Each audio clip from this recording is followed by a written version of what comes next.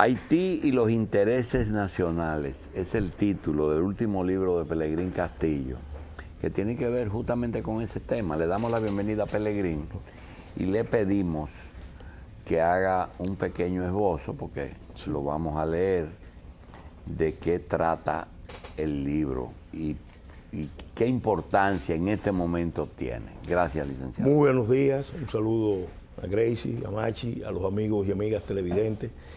Realmente muy contento de encontrarme aquí en Revista 110. Bueno, la obra Haití y los intereses nacionales es un recuento de posiciones históricas que he mantenido en los últimos 15, 20 años, junto a un grupo de dominicanos y dominicanas que estamos empeñados en internacionalizar la solución antes de que se internacionalice un conflicto en la isla de Santo Domingo. Y fíjense que es una fórmula muy dramática. Estamos hablando de internacionalizar una solución antes de que se internacionalice un conflicto.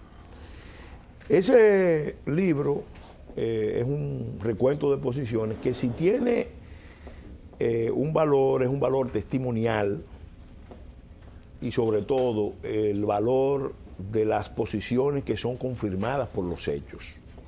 Porque cuando nosotros manteníamos esa posición, y digo nosotros refiriéndome no solo a la posición nuestra de legislador, de dirigente político, sino de un grupo de dominicanos y dominicanas agrupados en Unión Nacionalista, en el Comité Dominicano de Solidaridad Internacional con Haití,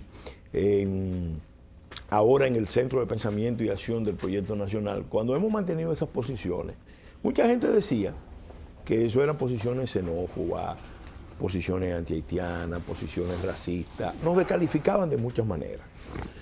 Y lo que ha terminado demostrándose, los hechos lo han confirmado, es que la mayoría de los planteamientos que hacíamos han sido confirmados. ¿Esa es una justificación de tus posiciones? Bueno, en buena medida sí, porque ahora yo creo que hay más conciencia, más claridad de que las cosas que se dijeron 15 años atrás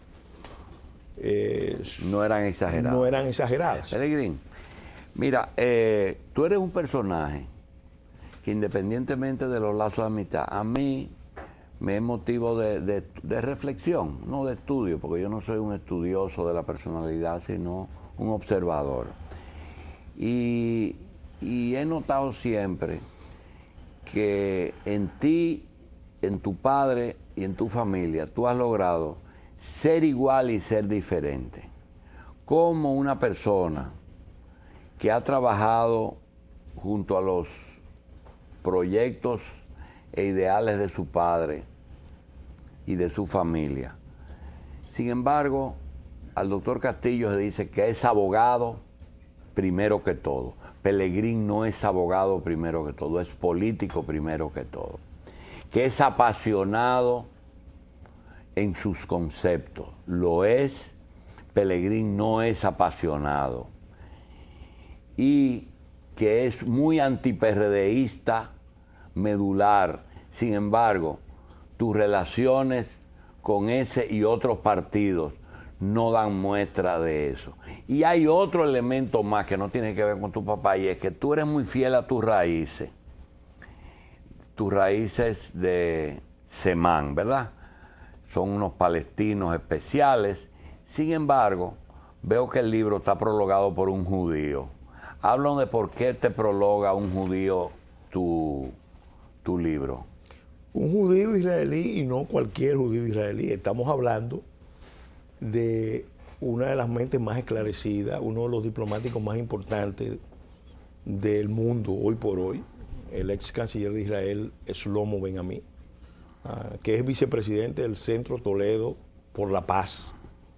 Está trabajando en la región, está trabajando, asesorando al gobierno, primero del presidente Uribe, y ahora al gobierno del presidente Santos, y tiene con el presidente Fernández buenas relaciones. Con República Dominicana tienen muy buenas relaciones y conmigo en lo personal yo me siento realmente honrado de esa amistad. Mira, Shlomo Ben-Ami es una persona que conoce la realidad dominico-haitiana y ha estado en muchos eventos aquí y en el exterior. Y nos ha ayudado mucho a difundir las posiciones nuestras.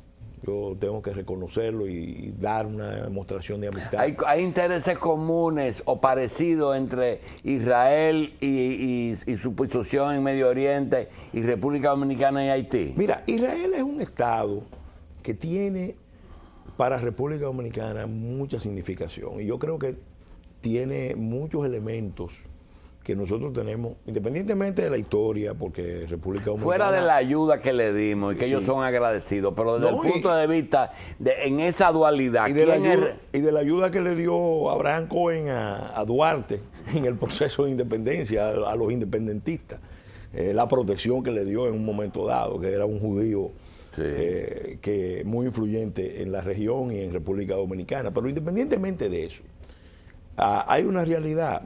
doctor, nosotros necesitamos aliados en el mundo.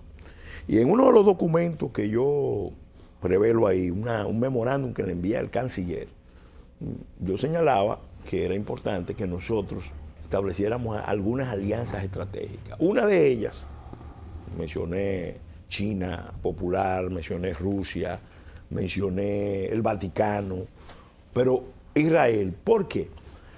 Porque Israel es un estado que influye mucho en los Estados Unidos. Y nosotros, en realidad, la tesis del libro está dirigida a demostrar que el problema nuestro mayor viene precisamente de la posición norteamericana frente a la isla de Santo Domingo, frente a Haití y frente a República Dominicana. Porque Estados Unidos sabe que Haití colapsó como estado hace mucho, lo sabe. Y las élites norteamericanas, especialmente las liberales, ubicadas en el Partido Demócrata, trabajadas por el lobby haitiano y por el Caucus Negro, han estado impulsando una visión que para nosotros es sumamente peligrosa. Plantea unos riesgos muy serios y realmente no ayuda a Haití. ¿Y en qué coincide Israel con nosotros? Bueno, entonces, ¿qué pasa? Nosotros que hemos trabajado este tema, con Israel, con diplomáticos de todo el mundo, pero con Israel y con Shlomo, hemos estado claros en la línea, por lo menos el enfoque que yo estoy impulsando, de que nosotros necesitamos en la política norteamericana, primero un lobby que defienda nuestros intereses, que haga conocer mejor nuestras posiciones, y también aliados en los Estados Unidos. Pero eso está muy bien. Entonces, pero yo me niego a pensar que como contrapartida tú tengas una posición favorable a las posiciones que asume el gobierno israelí en Medio Oriente. Tú no estás de acuerdo con todo lo que ellos hacen. Mire, doctor, bueno, nosotros estamos a favor. Lo más que lleve que acepten la permanencia del Estado hebreo, pero mire, usted sabe que yo soy probablemente el político que más conoce de los políticos dominicanos, el que más ha estado implicado por muchos años en el tema de las relaciones, del estudio de las relaciones de Medio Oriente, por mi ascendencia. Sí. Y yo con el estudio de esa realidad he llegado a comprender todas las dimensiones de ese enorme desafío del mundo. Y yo le digo, suscribo plenamente la tesis de Bassam Tibi, que es un académico alemán sirio, que escribió una obra que se llama La Conspiración, que da la explicación de por qué Medio Oriente se ha convertido en lo que es. Suscribo plenamente su enfoque de que la paz en la región no va a venir a menos que no se produzca un acuerdo, no solamente entre los árabes y los israelíes, sino entre Israel, Irán y Turquía, junto con los países árabes. Ahora se está viendo. Entonces, ¿qué pasa? Obviamente, eso está lejos de conseguirse. Pero mientras tanto, en lo que se define ese problema, que es un problema mundial, nosotros tenemos un problema de todos los días. Bien. Y nosotros, por mirar hacia los problemas exteriores, no podemos descuidar los problemas que tenemos aquí. Nuestro problema principal en términos de política exterior es que tenemos una comunidad internacional que se está tratando de retraer, de retirar de un Haití colapsado y transferir parte de los problemas de Haití o todos los problemas de Haití a República Dominicana. Y con esa realidad es que tenemos que bregar. En otro orden, las personas, los hombres, las organizaciones tienen que ser agradecidas. Y definitivamente las últimas elecciones de medio tiempo, se dice que el PLD ayudó mucho a que tú resultaras electo de nuevo diputado por la fuerza en el Congreso. Esa alianza a la larga no terminará absorbiendo la fuerza por parte de Leonel Fernández. Doctor, yo tengo 3 récords electorales. En las elecciones del 2002, en una relación de alianza con el PLD, obtuve en el cuadro del PLD la mayor votación de esa alianza, la segunda a nivel nacional. En las elecciones del 2006 obtuve la mayor votación nacional, con una votación récord que todavía no ha sido superada. Pero en esta última yo puedo decir que tengo un récord, que fui el superviviente de un tumbe electoral. ¿Por qué? Porque usted sabe que estas elecciones congresionales se producen muchos trucos. Y realmente yo mismo me vi afectado, y José Ricardo también, por esa realidad. Yo le voy a decir una cosa. Nosotros ganamos, y obviamente hubo un sector del PLD que nos respetó los votos. Porque si en el PLD no se hubiera dado una línea de respeto a los votos nuestros, ahí están las actas y ahí está la diferencia, definitivamente. Porque evidentemente hubo un sector que no estaba conforme con las posiciones propias, las posiciones contestatarias, las posiciones nacionales que nosotros veníamos manteniendo, y obviamente aprovecharon el proceso para crearnos algunas dificultades. Ahora, ¿pero por qué José Ricardo se quedó fuera? No, evidentemente que ahí hubo una combinación de factores y también fue afectado. Y muchos otros diputados de todas las corrientes y partidos. Porque ese es un defecto del sistema político electoral. Porque los candidatos no tienen delegados. Entonces tienen que confiarse en los delegados que coloca el partido. Y si vas en línea de cuidar los votos, bien. Y si vas en línea de no cuidar los votos, ¿y la Dirección de Migración es parte de un pacto o una vaina que le han echado a la fuerza? Mire, yo creo que el presidente nombra a José Ricardo Tavera en un momento muy específico, cuando se produce una especie de prelevantamiento en Santiago. 28 juntas de vecinos se organizan y le dicen a la autoridad de migración que o sacan a los haitianos o ellos lo van a sacar directamente. Como nosotros hemos sido el partido que viene abogando por una política firme, efectiva, de control migratorio, el presidente entendió que, siendo tan crítico como hemos sido, era importante ponernos a prueba. Y realmente nosotros asumimos esa responsabilidad. Bien, doctor. Yo quisiera preguntarle algo al diputado. ¿Por qué en algún momento de este año usted ha sostenido que Estados Unidos tiene el interés de que gane el partido de la oposición? No, mira, Estados Unidos es mucha gente. Estados Unidos es una primera potencia mundial que tiene, el que ha estudiado la realidad de Estados Unidos sabe que hay múltiples centros de poder. Poder tiene el Congreso, poder tiene... cualquier agencia del gobierno federal tiene poder. El poder tiene el Departamento de Estado, el Pentágono, la CIA, y obviamente se producen coaliciones. En la historia de América Latina, desde aquí es muy común, eso está muy documentado, de que se busquen aliados en Estados Unidos.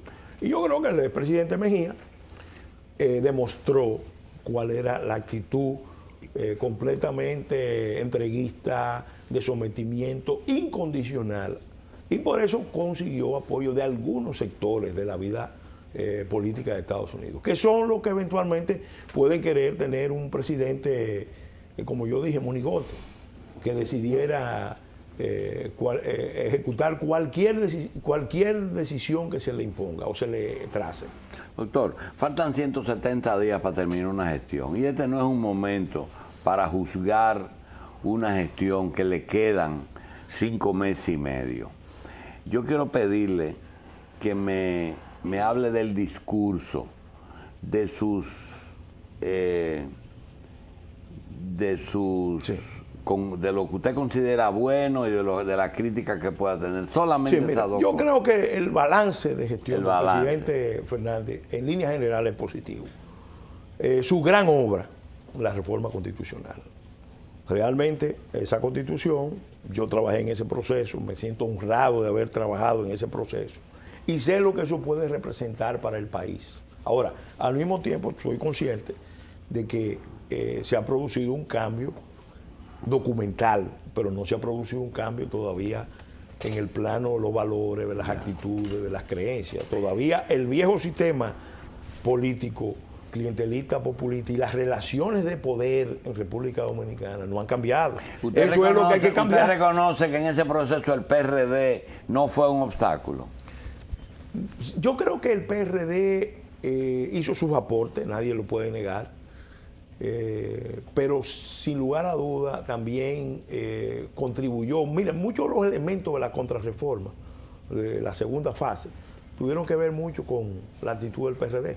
Por ejemplo, el caso del Consejo Nacional de la Magistratura. Nosotros fuimos los que propusimos al Tribunal Constitucional, la Fuerza Nacional Progresista, en primera lectura. Se rechazó. En segunda lectura, se rescató la propuesta nuestra. Y nosotros dijimos, vamos a apoyar al Tribunal Constitucional si el Consejo Nacional de la Magistratura es más plural en términos partidarios, en términos sociales, en términos institucionales. El que se opuso a eso radicalmente fue el PRD y ahora está pagando las consecuencias. El PRD siempre paga las consecuencias. Mire el tema de la deuda. Ahora hay una crítica con el tema de la deuda. Yo le dije, recuerdo que se lo dije a los voceros del PRD, a mis amigos del PRD, le dije, mire, ustedes han criticado el tema de la deuda y antes los PRDistas lo criticaban cuando ustedes estaban en el gobierno. Este es el momento de establecer un capítulo en la Constitución para regular de manera diferente, de forma más exigente, el tema del endeudamiento, que es potencialmente un problema serio. Que estemos mejor que en la mayoría de los países del mundo es una realidad, pero no debe ser un consuelo. Que la reforma constitucional fue una conquista, sí. La parte negra del discurso. Mire, para mí, yo creo que el presidente en la parte del sector agropecuario, definitivamente que le hizo un reconocimiento a los productores, en el sentido de que se ha incrementado la producción, pero es a pesar de la política. De la política, de la burocracia, porque eso es histórico. Balaguer, cuando decía que el verdadero secretario, ministro de Agricultura, era la lluvia, lo decía como crítica a los ministros y a la burocracia, porque realmente los que producen, lo que genera riqueza son los productores, pero aquí me consta, están trabajando en condiciones sumamente adversas y eso está entre las cosas malas que hay que corregir. Diputado, pero hay que corregir también en la Cámara de Diputados. ¿Hasta cuándo vamos a estar repartiéndonos los bonos? ¿Cuándo vamos a eliminar ese tipo de políticas que son violatorias a la Constitución? Porque ¿dónde se dice que un legislador tiene que estar haciendo obras sociales? Mire, yo creo que eso tiene que ver con el cambio cultural que hay que producir. ¿Cuál es el déficit? El presidente habló de la revolución democrática, institucional. Yo he sostenido, porque cuando me lancé como candidato, estaba promoviendo la idea de la revolución del proyecto nacional. He sostenido que la revolución democrática verdadera, auténtica, se comprobará, se realizará, se concretará cuando la política deje de repartir como favores lo que tiene que garantizar como derecho. Y eso tiene que ver fundamentalmente con la capacidad que demostremos los dominicanos de generar unos espacios de libertad para que la gente, a partir del ejercicio de su propia libertad, como persona, como familia, como empresa, como comunidad, dependa lo menos posible del favor político o de la gestión del Estado, dentro de un ambiente de seguridad. Bien, Pellegrini, para terminar, Y eso falta. trata de eso es una cosa que nunca se ha hecho. trata de ser lo más objetivo posible. Sí. ¿Tú crees que el mundo se va a acabar si gana Hipólito? Yo creo que involucionaríamos 100 años. Pero mucho. 100 100 años. años. Doctor, está exagerando. No estoy 100. exagerando, 100 años. Porque mire, la primera vez Hipólito Mejía ganó y... ¿Cómo se proyectaba? Se proyectaba como un empresario eficiente, que tenía capacidad, carácter para mantener a raya al tigueraje del PRD. Eso él mismo lo proyectaba. ¿Qué pasó? Bueno, Hipólito ejerció lo que yo he llamado la presidencia corporativa. ¿Por qué? Porque en el fondo, en el 2000, él fue a la presidencia porque él llegó a acuerdo con grandes grupos económicos para convertirse en un instrumento ciego de todo lo que ellos decidieran. Y esa fue la presidencia que terminó generando el mayor proceso de concentración de poder, de riqueza, que terminó en el desorden del 2003, con todo lo que eso representa. Ahora, en esta etapa ya un Hipólito conocido, porque aquella vez, incluso recuerde que hasta con nosotros tenía buenas relaciones. Ahora, ¿cuál es la propuesta?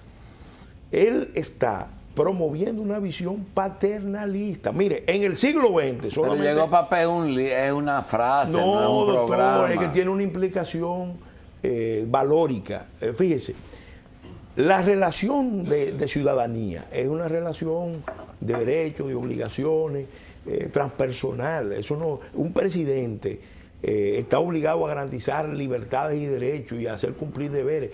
El papá es otra relación. Mire, y eso es retroceso en términos, óigame, solamente Bucarán, Papacito Idi Amin Dada, que le decían el gran papá, y Papadot, en el siglo XX usaron una fórmula paternalista. Doctor, dicen que Leonel en privado dice que 8 años son necesarios, 12 son demasiado y 16 es imposible.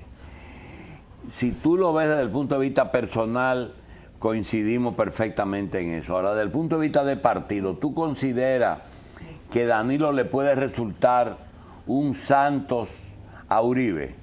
Mire, yo pienso que Danilo Medina es la persona adecuada ahora, en estos momentos, para encabezar un gobierno de unidad nacional. No pensemos más allá del 16, porque ¿qué está pasando, doctor? Hay una crisis mundial, la más grande que haya vivido la humanidad, probablemente la más compleja que la del 29, con un potencial de desestabilización, de confrontación, de conflicto a escala planetaria. En el 29 Estados Unidos no tenía tanta influencia como ahora. Tenemos ahora una crisis regional. Mire, México en guerras muy serias. Hay más muertos en México. En México hay más muertos que en Afganistán y en Irak en los últimos 5 años en la guerra contra el narcotráfico. Colombia, aunque se han ganado muchos espacios frente a la narcoguerrilla, realmente hay todavía latente un conflicto. Venezuela está, usted conoce, porque usted es dominico venezolano, hay una polarización fuerte, ahora en un trance muy difícil, con un liderazgo histórico tan recio como el del presidente Chávez, amenazado por una enfermedad mortal. En Cuba hay un proceso de transición. Haití está colapsado totalmente. Y nosotros somos, en el Caribe, probablemente el país con más estabilidad. Al frente del Estado Dominicano, en este escenario regional, necesitamos una persona equilibrada, una persona prudente. Y una Hipólito no es práctico, ¿eh? No. Hipólito Mejía demostró, óigame, se lo digo con conocimiento de causa, total, que no tenía ninguna capacidad de manejar ese tipo de relaciones. Nosotros terminamos, para que usted tenga una idea de la magnitud de los riesgos que asumimos en esa etapa, Nosotros no solamente entregamos un TLC en tres rondas de negociaciones en menos de un año. Nosotros enviamos tropa a Irak y después incluso el episodio del retiro de la tropa, eso fue algo catastrófico. Nos metieron una tropa aquí en Barahona, los norteamericanos, por varios meses en ese escenario. Pero algo más dramático, doctor, algo más dramático. Desde aquí surgió un movimiento para el derrocamiento de Aritide, que ahora precisamente lo están jugando por narcotráfico. Pero el que salió desde aquí a derrocar a Aritide es el célebre comandante Guy Philippe, que también estaba bajo sospecha de ser un cuadro de actividades ilícitas internacionales. Bien. Se conspiró contra el presidente Chávez. Oiga, el país necesita estabilidad y eso no lo garantiza Hipólito Mejía. Bien. Gracias, doctor Peregrín Gracias Castillo, y mucha suerte. Votar azul por Danilo en el cuadro número 10.